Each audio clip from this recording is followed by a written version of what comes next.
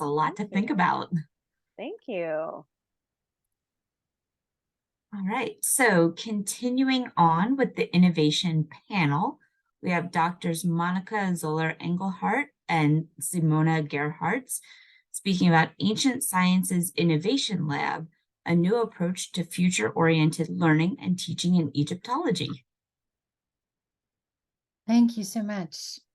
Good afternoon from Germany, dear colleagues and interested audience. It is our great pleasure to be with you today, and we wish to warmly thank the organizers for this opportunity to present some aspects of our latest project. Most of us may have noticed that in higher education, I especially mean the humanities at universities, innovative teaching is still an underrated skill of scholars and scientists. Even less appreciated is the atmosphere in which teaching, and more importantly, learning takes place. This is precisely where our project comes in. The Ancient Sciences Innovation Lab transforms a seminar room and foyer at the Johannes Gutenberg University in Mainz, Germany, and wants to prepare students of the ancient studies for the challenges of the future world. Maybe a quick remark on our name. We deliberately chose ancient sciences and not ancient studies as designation to underline that the study of ancient cultures and its teaching are on the same level as computer or natural sciences. So, what do we do?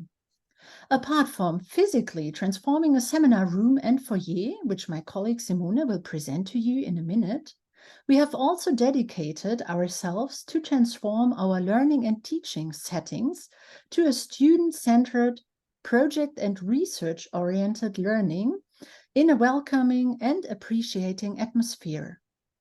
Communication at eye level with the students is very important to us. Furthermore, we want to make training in digital tools a central aspect of teaching in Egyptology.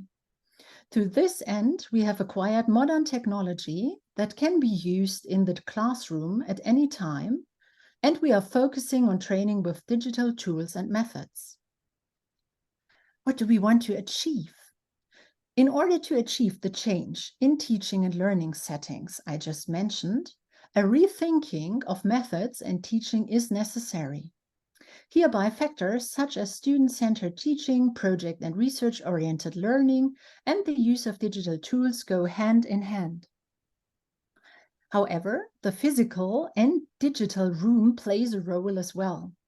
Without flexibility in furniture and equipment, as well as an atmosphere that enables creative and innovative thinking, the efforts will only be half-hearted.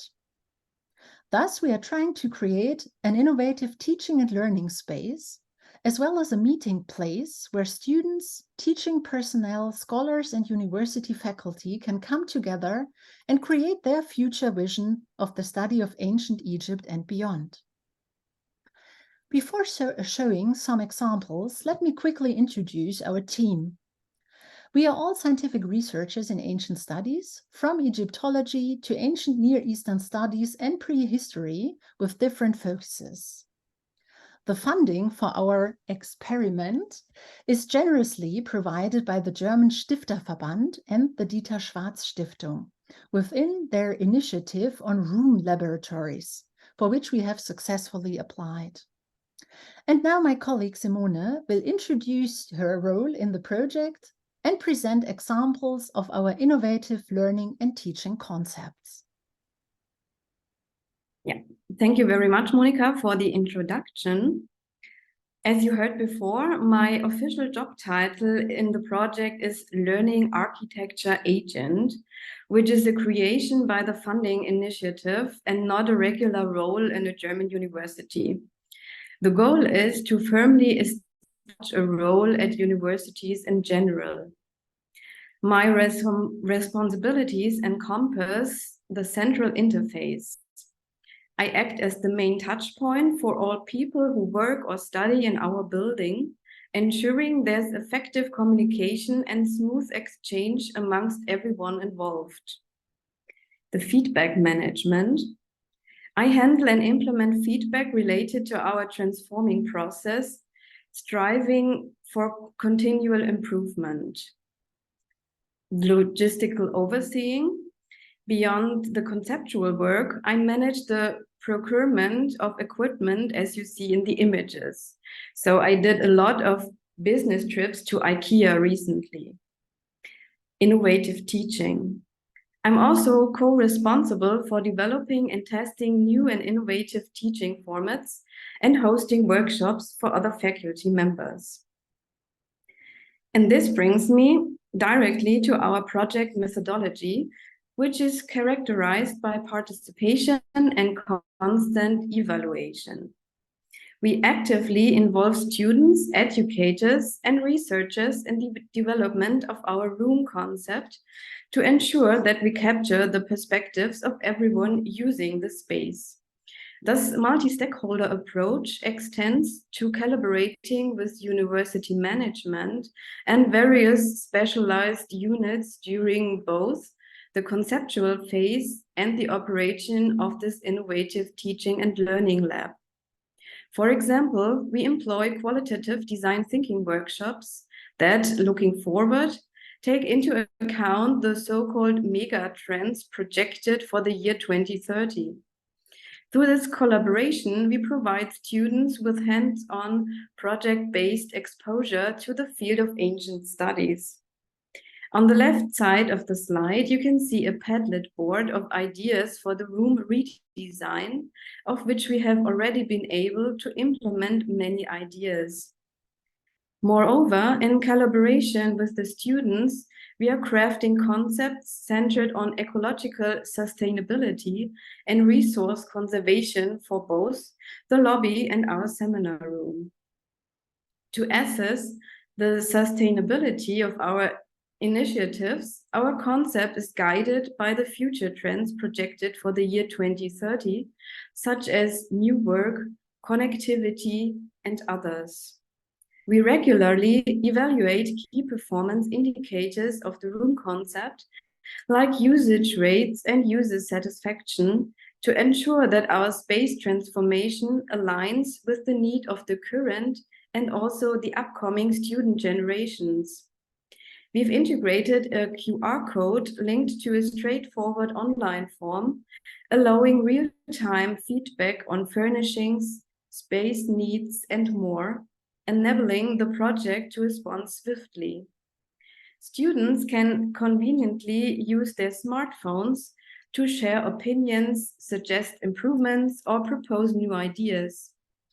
Such online surveys yield high response rate and quality feedback for two main reasons.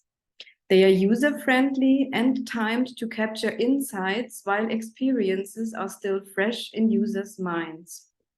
Creating QR codes is straightforward and their placement is versatile.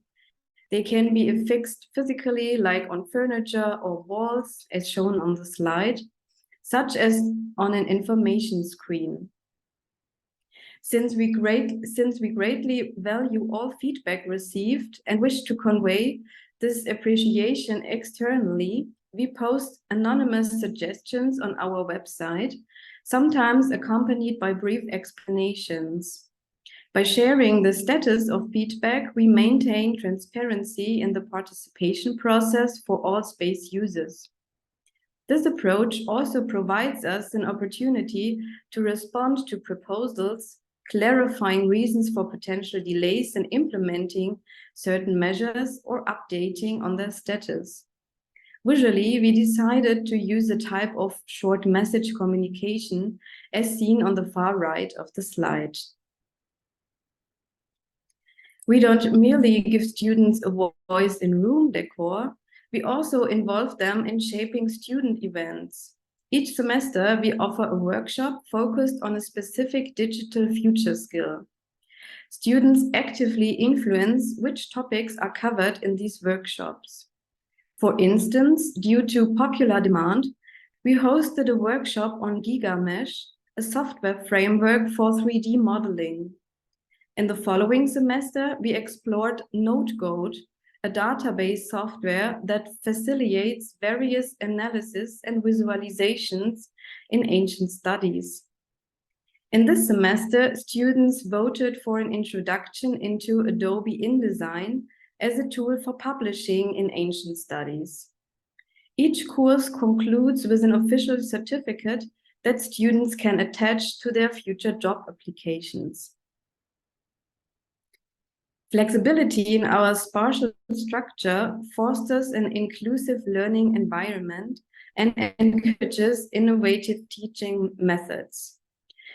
This adaptability is realized through multifunctional furniture, such as mobile tables and seating, accommodating diverse teaching and learning needs. Our design transitions from a traditional instructor-focused layout to an open and inclusive one, catering to both in-person and virtual learning needs. Notably, 85% of our surveyed students expressed the desire for ongoing post-COVID hybrid teaching formats. Depending on requirements, this transformative space can serve diverse purposes, from a learning architecture to group workspaces, retreat areas, and creativity labs. In our new space, both students and instructors are particularly fond of the expansive magnetic whiteboard wall. This wall boosts creativity and fosters collaborative brainstorming, effective problem solving, and novel methodologies. Moreover, it provides students with a chance to engage in an activity that was once forbidden during childhood, writing on the walls, as you see on the image on the right. We have made notable alterations to our lobby, introducing varied seatings and working zones. The students strongly advocated for plants in both the lobby and the seminar room. We have embraced this suggestion by integrating a planned parenting initiative. The planned parenting program serves as a tool to promote student participation and actively involve students in shaping their learning environment. By taking on the responsibility for the plant, students actively contribute to creating a sustainable setting. At the same time, the program provides an opportunity for students to exchange ideas, learn about gardening, and connect with each other. Another idea of the students from the design thinking workshop was to set up an open bookcase in the lobby. It's a shelf where people can take books for free, and in return, they can also leave books for others to read. The idea is based on trust and promotes reading, sustainability, and community sharing. A further development, also an idea of the students from the QR code feedbacks, is to integrate board games in addition to books. These can increase creativity and receptiveness during learning breaks. And if you would like to walk through our spaces yourself, please feel free to use our new Metaport tour. This also contains tags that explain our room elements and several of our new architectural features. And we will give you the links in a couple of minutes. In addition to transforming our space, our project aims to modernize teaching within ancient studies and especially Egyptology, tailoring it to future needs. To this end, we've transitioned some of our courses into a flipped classroom format. As you may know, the flipped classroom approach involves students accessing and engaging with course materials before attending class, allowing in-class sessions to focus on discussion, application, and the deeper understanding. This method not only promotes active learning and student engagement, but also ensures a more personalized and adaptive teaching experience. In our introductory courses, we've increasingly integrated H5P into our curriculum. H5P is an open source platform that allows for the creation of interactive and engaging online content, from quizzes up to multimedia presentations. By using H5P, we can offer students a more dynamic learning experience, fostering deeper engagement and understanding through interactive elements. As an example, you saw here dialogue cards for learning the uniliteral signs, for example. Another example shows learning vocabulary and applying transcription script. And it takes a couple of seconds until all are placed.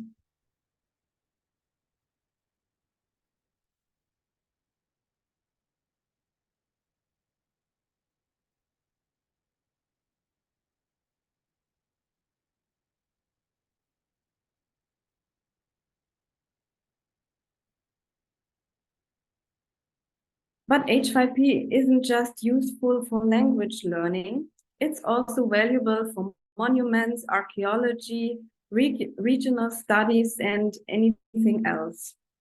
For instance, in this video, students need to arrange the rulers of the 18th dynasty in the correct order.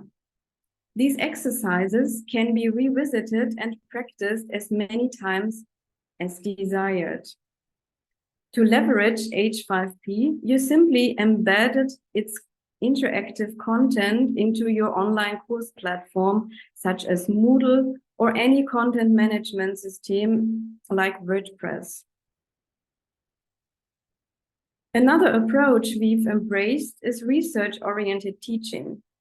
It integrates active research activities into the curriculum, allowing students to engage in genuine inquiry and investigation. This hands-on method not only deepens students' understanding of academic content, but also equips them with critical thinking, problem solving, and research skills. By actively participating in the research process, students can connect theoretical knowledge with practical applications, fostering a deeper engagement with their studies. Last semester, the topic of this course was to create a new edition of the teaching for Kagemni of Papyrus Pris. Students took the initiative to independently research topics related to this papyrus. They set up a Zotero online bibliography, created digital facsimile of the papyrus, and even digitally analyzed the papyrus using tools like HERAX. This group of students is now in the final stages of preparation the manuscript, which spans over 120 pages for submission to a scholarly journal.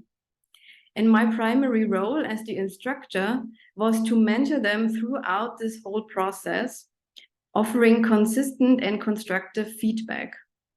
And initially, when we started, the students doubted their ability to produce original research, but they're now very proud to have uncovered several previously unknown pieces of information. And soon you will be able to read about their discoveries in the upcoming article.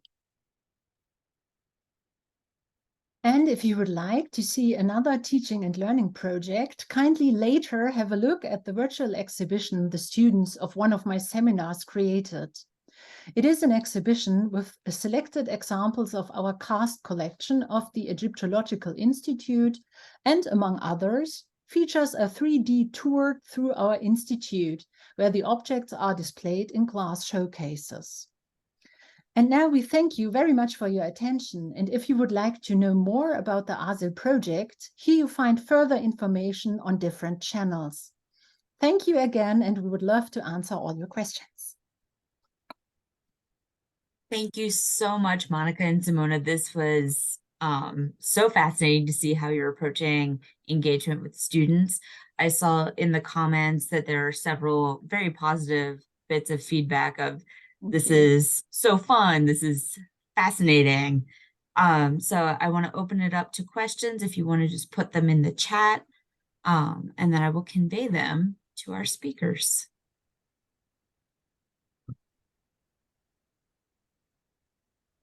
And I see that you've put in more links to your project, which is great. I love the virtual tour of your space. Thank you so much. Yeah, my colleague Simone just posted links to our different approaches. If you would like to find out more, you can easily follow the links, see the tours, explore a bit around in our seminar room or our foyer. And this is what we have done so far. We are still, it's a work in progress, as you can see. Oh, of course. We'd love to get rid of the carpet you see below, but maybe later. Of course, we always get so caught up on the little details that we would love to eliminate.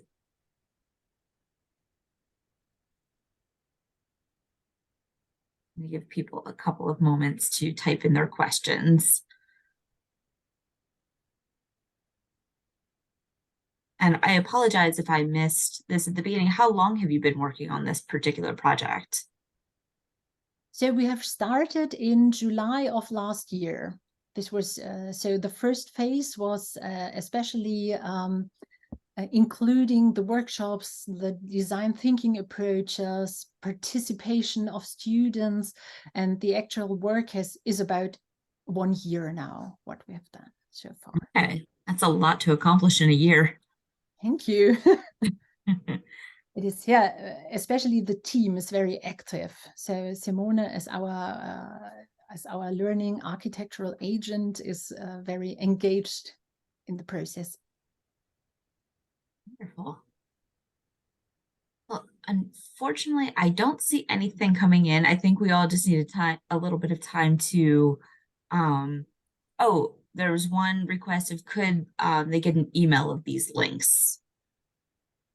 So I think that would be more to the ARCE Missouri organizers. But yes, we're still getting, this is fabulous, such great work and everything. So in the interest of letting you relax from a wonderful presentation, I want to say thank you again for your time. And I will now hand it over to our final speaker for the innovation panel. We have Dr. David Mahalathi.